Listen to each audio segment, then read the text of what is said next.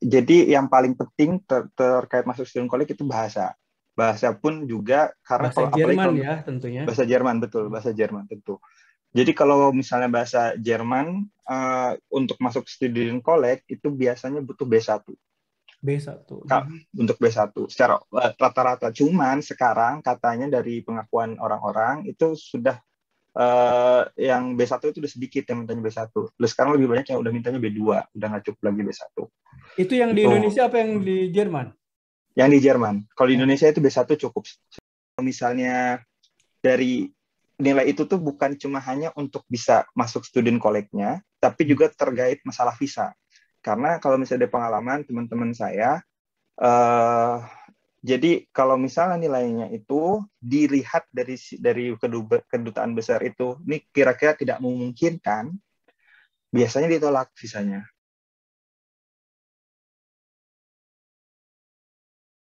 Ya. Assalamualaikum warahmatullahi wabarakatuh. Selamat datang di channel saya. Mudah-mudahan semuanya dalam keadaan sehat dan juga bahagia. Hari ini saya kedatangan tamu namanya Mas Azmi Hazmi. Mungkin nanti akan saya minta dia untuk memperkenalkan diri secara langsung. Sebetulnya kenapa saya ingin mengajak atau menginterview Mas Azmi ini?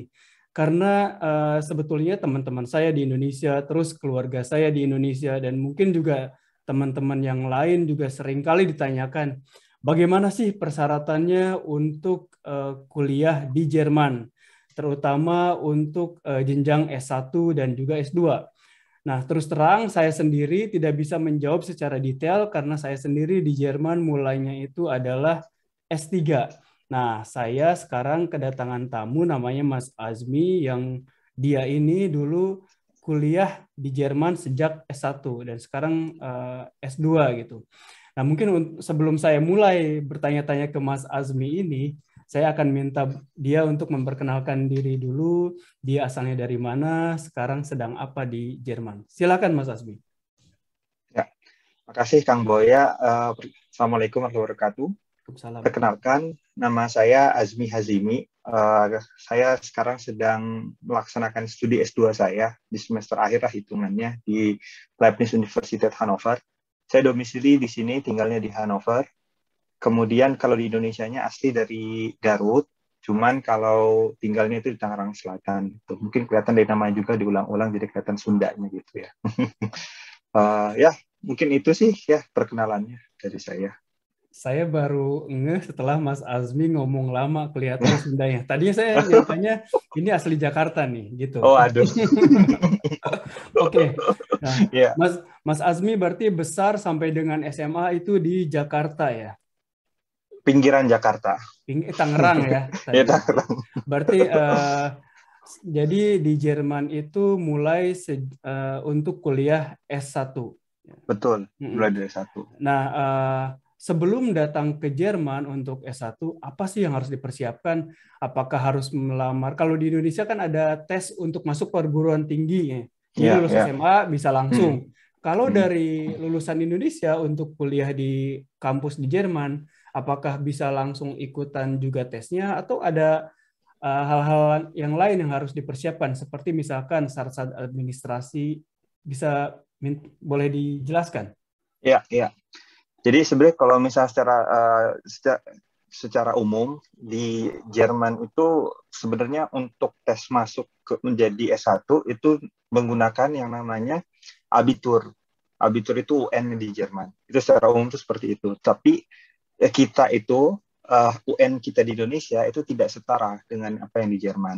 Nah, karena tidak setara, maka dipaksa kita, orang-orang yang dari negara berasal yang tidak setara UN dengan Jerman, itu untuk melakukan yang namanya atau mengikuti yang namanya student college. Student college itu sebenarnya, ya kalau misalnya saya cerita ke teman-teman atau orang yang di Indonesia, karena kadang susah jelasinnya gitu ya, secara umum tuh, sebenarnya penyetaraan selama kurang lebih 1 tahun, ada yang 1 semester, ada yang 2 semester, untuk bisa mengerjakan yang nantinya pada akhirnya itu namanya Feststellungsprüfung atau disingkat tuh FSP, yang itu setara sama Abitur.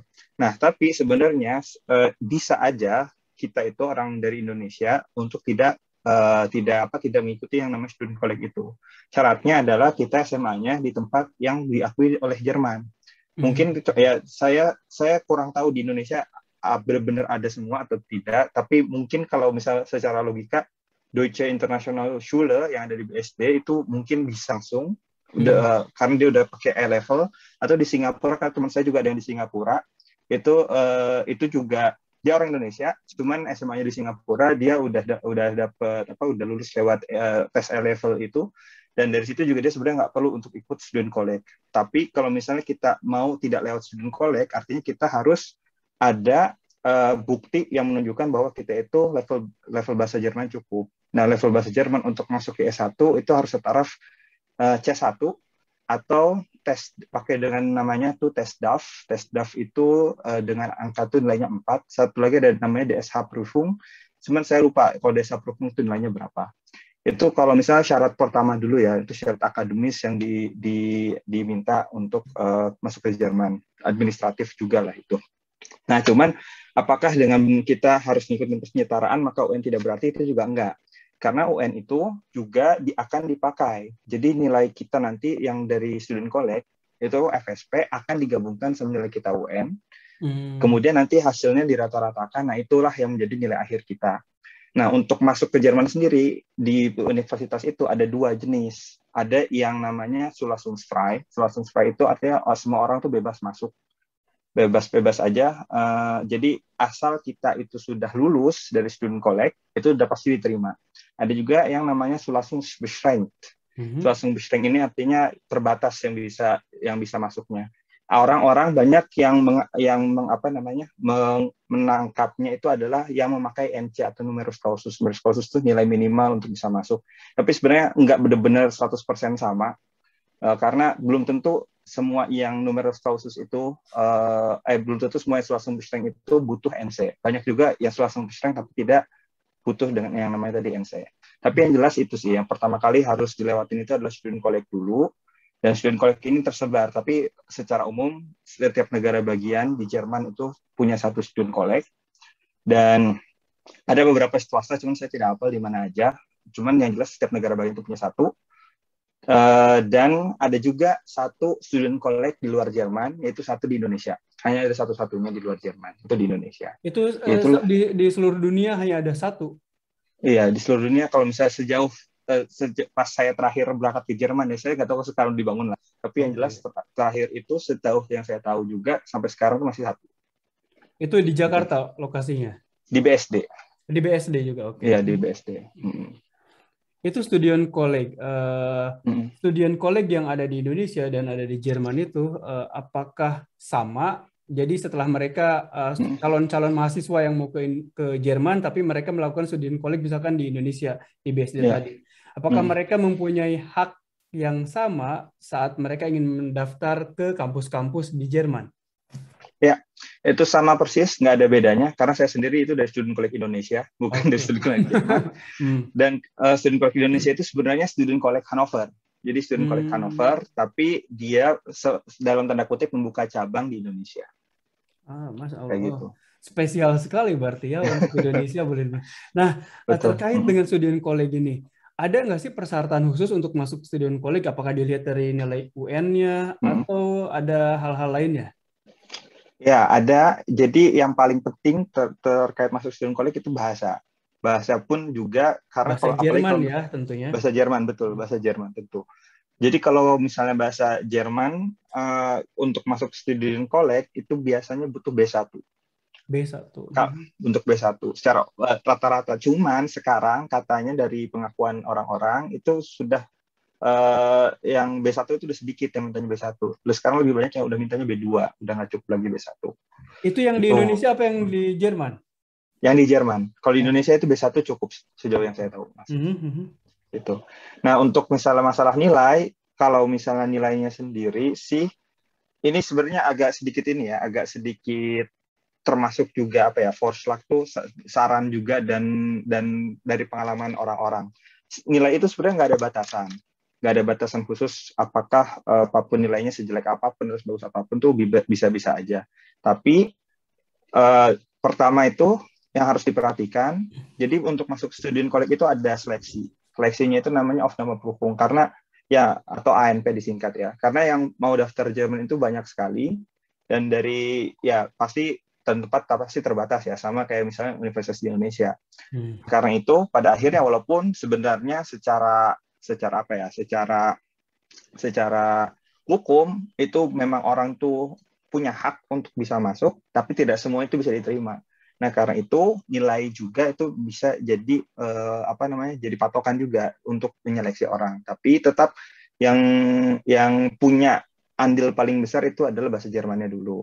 Nah, tapi jadi gini, jadi kalau misalnya dari nilai itu tuh bukan cuma hanya untuk bisa masuk student college-nya, tapi juga terkait masalah visa. Karena kalau misalnya ada pengalaman teman-teman saya, jadi kalau misalnya nilainya itu dilihat dari kedutaan besar itu, ini kira-kira tidak memungkinkan, biasanya ditolak visanya. Dan itu banyak sekali, apalagi waktu itu saya pas pertama kali mau persiapkan ke Jerman, waktu lagi les bahasa, itu adalah tahun di mana aturan untuk berangkat ke Jerman itu sangat diperketat, dan dari situ tuh sangat banyak orang yang nggak bisa berangkat ke Jerman karena ditolak dari visanya. Dan itu ya karena kalau misalnya nggak ada visa ya kita juga nggak bisa untuk lanjut ke Jerman sama sekali. Oke, jadi lebih baik nih ya untuk calon mahasiswa mau ke Jerman selama SMA itu lebih baik dipersiapkan bukan hanya dari sisi kemampuan bahasa Jerman ya seperti kursus-kursus, tapi juga nilainya masih harus diutamakan, harus bagus. Betul. Tapi ya karena Betul. itu juga menjadi salah satu persyaratan atau screening nantinya saat akan ke Jerman ini. Menarik sekali. Betul. Tadinya saya nggak tahu tentang hal itu, terus terang. Terima kasih kan saya dapat ilmu baru. Nah, selain tadi Mas Azmi bilang ada student college-nya yang 1 tahun atau ada yang hanya 1 semester atau 2 semester, itu ditentukan oleh apa?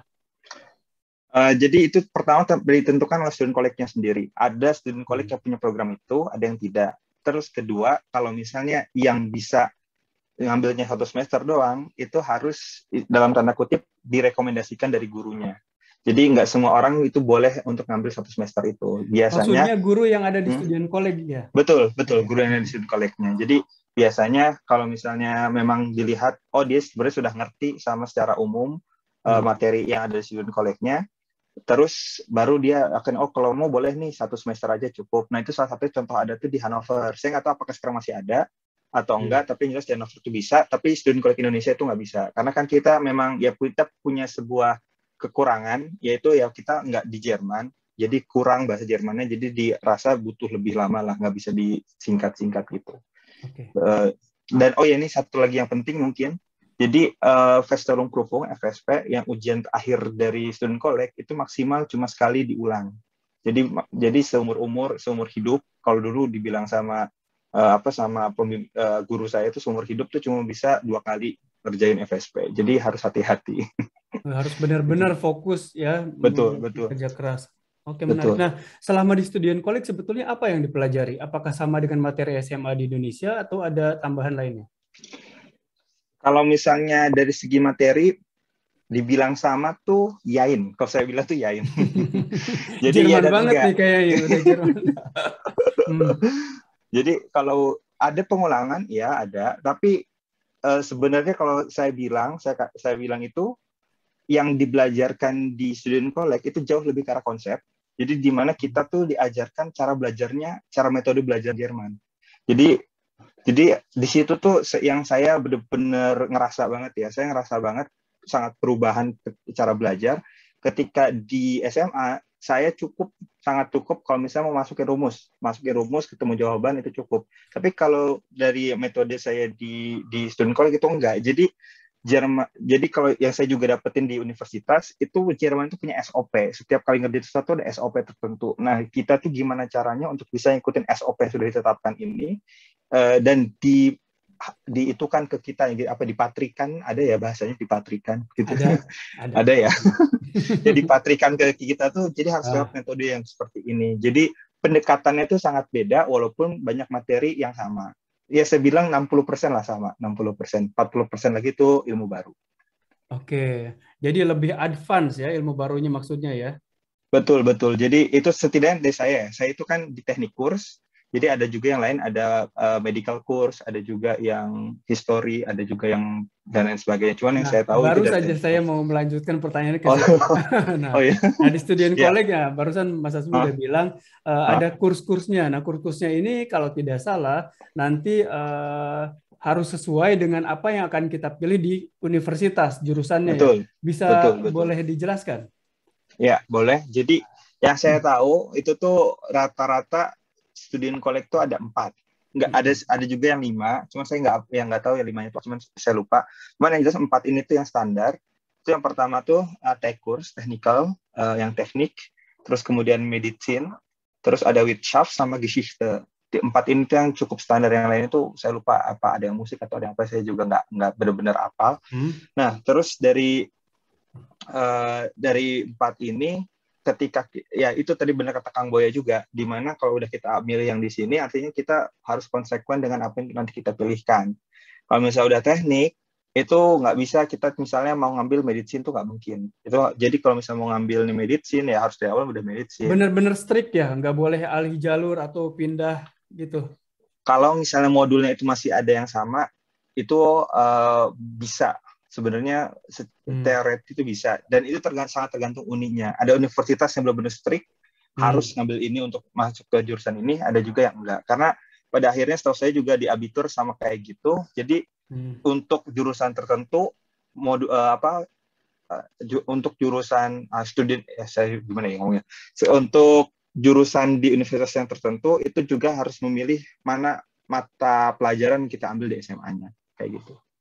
Jadi jurusan saat di SMA harus sesuai, sangat strict atau Betul. enggak ke ke student college kursnya itu?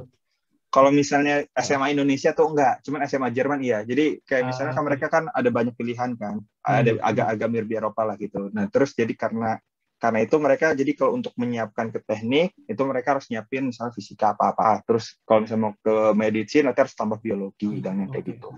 Nah sebetulnya ini saya ulang ya tadi ada 4 terutama kalau yang di Indonesia ya, tech course, M-Course untuk medicine, kemudian Wirtschaft untuk ekonomi dan sejenisnya, satu lagi Geschichte untuk history dan semacamnya ya.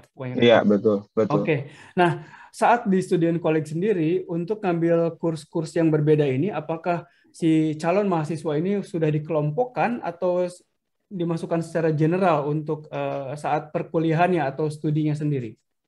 Kalau jadi masuk kita sudah langsung milih mau masuk kurs yang mana ketika kita daftar. Nah di situ nanti baru akan langsung dikelompokkan. Cuman kadang kalau di Indonesia ya karena kita juga nggak banyak itu mahasiswanya, jadi kadang digabungin gitu. Jadi tergantung kuotanya aja. Misalnya kan yang beda paling misalnya kalau di Indonesia ya itu yang beda dari teknik dan medicine itu paling cuma di biologi. Sama matematikanya kita beda. Nah itu bareng yang baru dipisah, yang lainnya gabung. Kayak mirip-mirip kayak kuliah lah. Oke. Itu kalau boleh tanya waktu student college di Indo yang ngajar profesor dari Jerman apa dari Indo?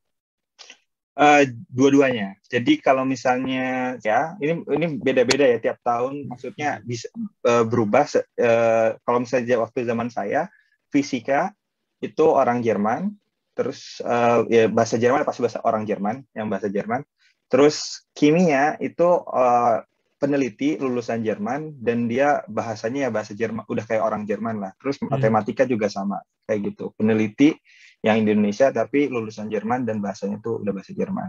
Cuman katanya kalau sekarang itu fisikanya sama orang Indonesia kalau sekarang. Karena katanya gurunya pensiun yang dulu, terus jadinya diganti orang Indonesia. Tapi ya bahasanya udah ini sih, tapi bahasanya udah muttersprachlich namanya. Oh keren, kayaknya Azmi kalau misalkan pulang juga bisa nyambi-nyambi ke situ nih ngajar fisika. Nah ini menarik sekali. Saya kira untuk terkait student college mungkin sudah cukup ya, atau udah cukup ya, atau ada tambahan lain? Enggak juga. Oh mungkin ini sedikit tentang biaya kali ya, biaya student college itu. Jadi kalau misalnya biaya itu student college yang di Jerman selama itu punya negeri itu gratis, nggak ada cuma Gratis. bayar Oke. gratis, cuma bayar semester tiket aja, semester tiket ya semester by track lah namanya yang per semester itu. Kalau di Berarti Hanover diperlakukan sama dengan mahasiswa lokal ya betul, setara. Oke. betul, betul, nggak ada bedanya. Cuman kalau misalnya di swasta itu lumayan mahal, saya nggak tahu berapa nilainya, cuman jauh lebih mahal, mungkin 2.000 apa ya kalau nggak salah, saya nggak tahu tuh, atau 4.000 gitu per semesternya. Kalau di Student College Indonesia itu ada biaya juga sama, yaitu kalau saya nggak tahu sekarang udah naik atau tidak ya, cuman yang jelas waktu itu adalah 1.000 euro plus 15 juta apa 10 juta gitu, saya lupa. Itu Per sampai semester. lulus ya? Per semester? Per semester. Itu per semester. Kalau misalnya dibandingkan benar-benar pure masalah dana, ya memang dihitung plus biaya hidup di Jerman sama ketika sama student college Indonesia tetap lebih murah di student college Indonesia. Tapi apalagi saya kebetulan deket rumahnya dari student college, jadi nggak perlu kos, nggak perlu yang lain-lain. Oke. Ya, cuman tapi itu tadi yang sangat jadi kurang di Indonesia itu bahasa Jerman. Jadi pas udah nyampe ke Jerman ya perlu ada adaptasi lagi bahasanya. Nggak semudah orang yang di sini gitu. Ya. Mungkin karena habitualnya ya, nggak Ya, betul. dibiasakan dengan native speaker yang sehari-hari saat belanja juga dan lain-lain. Betul. Oke, tadi biaya alhamdulillah sudah dijelaskan. Baru tadi saya mau ini Oh, juga. nah, ya. Ternyata Azmi ini bisa baca pikiran saya. Terima kasih.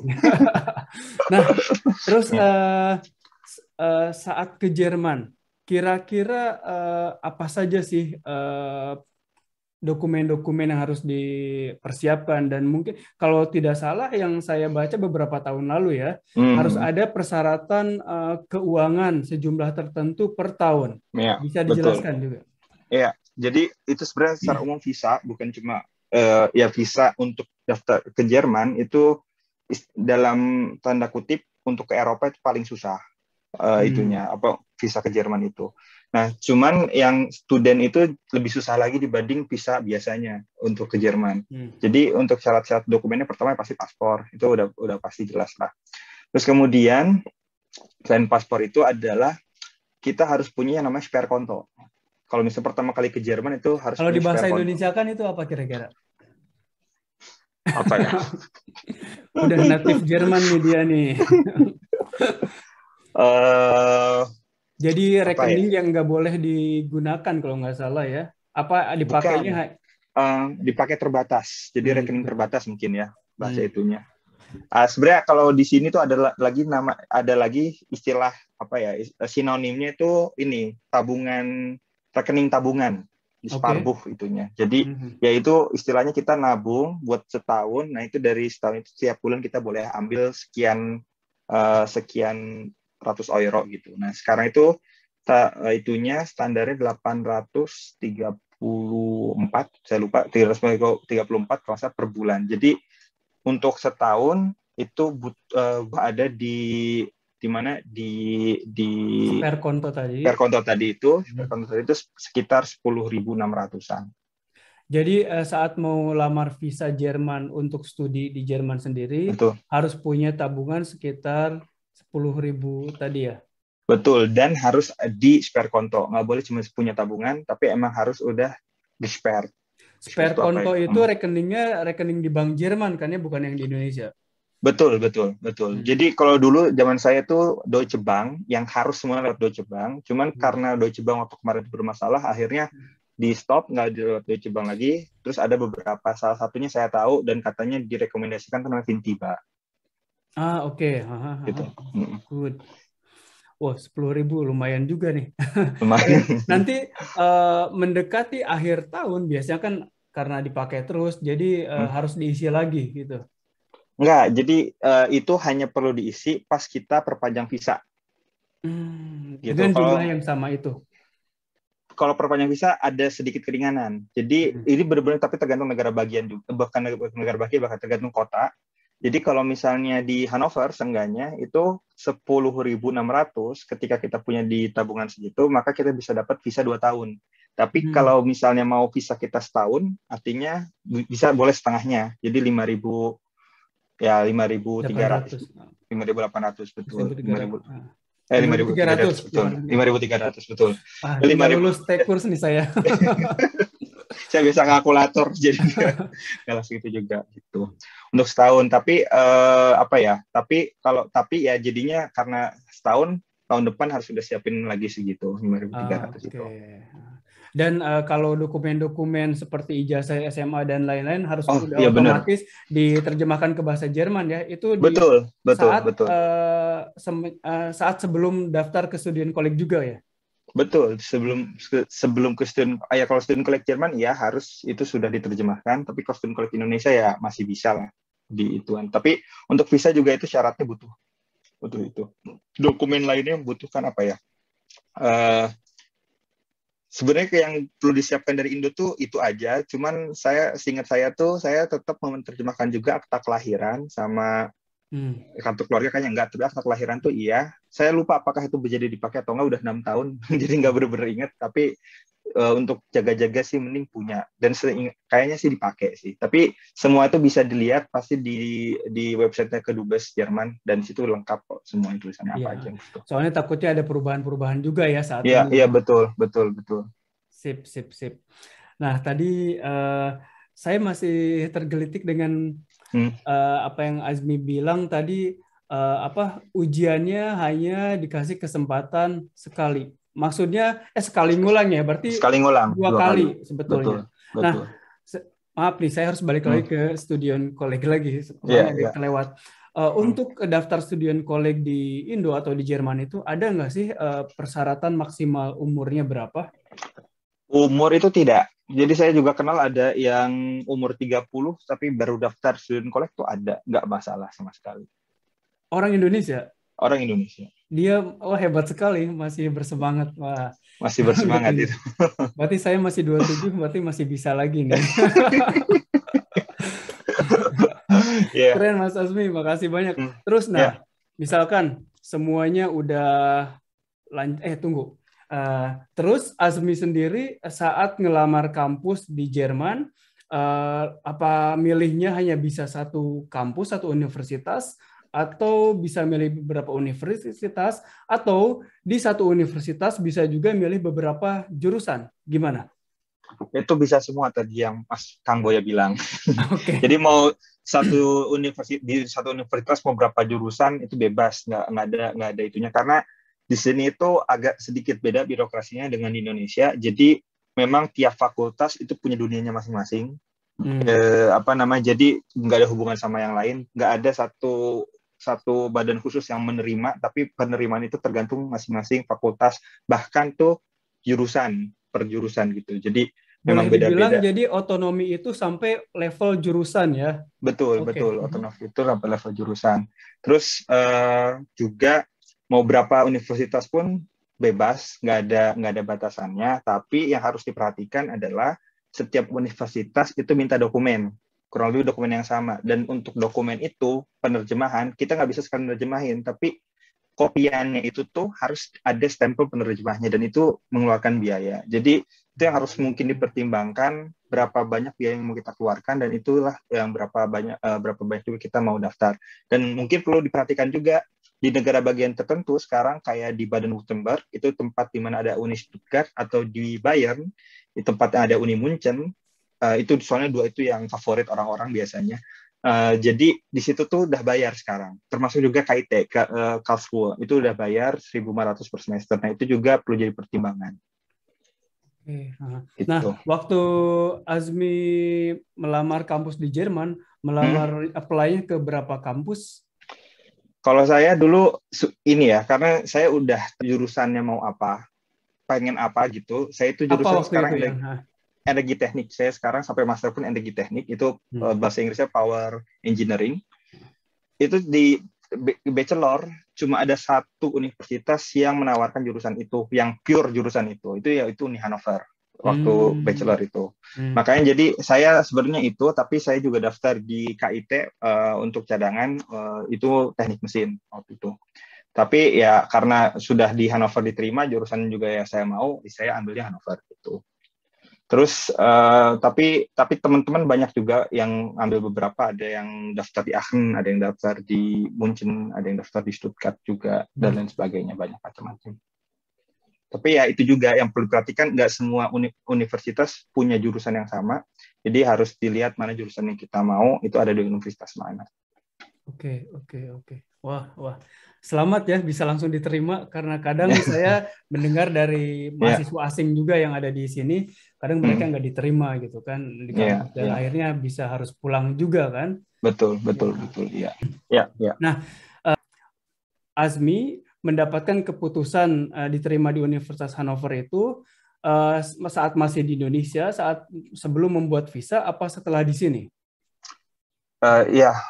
Itu juga benar, tadi saya baru keinget juga itu. Ini Kang Boy memang nih kayaknya udah saling tahu nih masing-masing pikiran.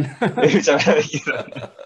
Jadi itu saya ketika diterima di Indonesia itu saya dapat namanya sulasung atau undangan untuk sekolah di Hannover, dan itu pun jadi persyaratan visa. Jadi dokumen lainnya yang perlu buat visa itu adalah kita udah punya undangan untuk bisa berangkat, untuk ada keperluan di Jerman. Sebenarnya tuh itu.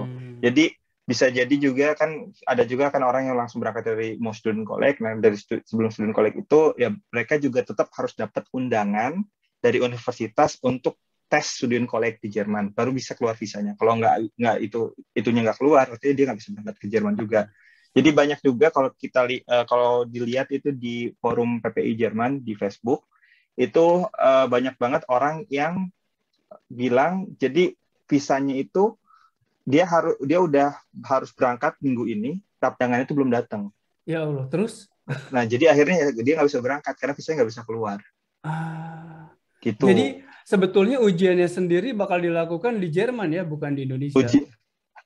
Sekarang itu udah ada beberapa student college yang menyediakan di Indonesia, tapi nggak semuanya, hanya sangat sedikit yang menyediain itu. Tapi secara umum student college itu harus di Jerman. Ujiannya maksudnya. Terima kasih.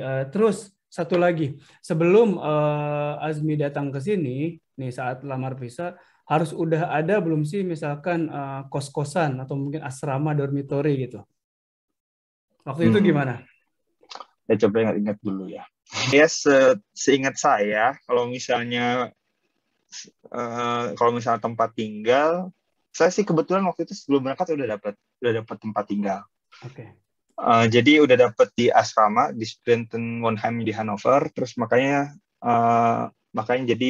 jadi ya udah ada lah, udah tenang gitu. Seingat saya tuh bakal ditanya pas lagi daftar visa bakal tinggal di mana, tapi saya lupa apakah itu jadi persyaratan atau enggak.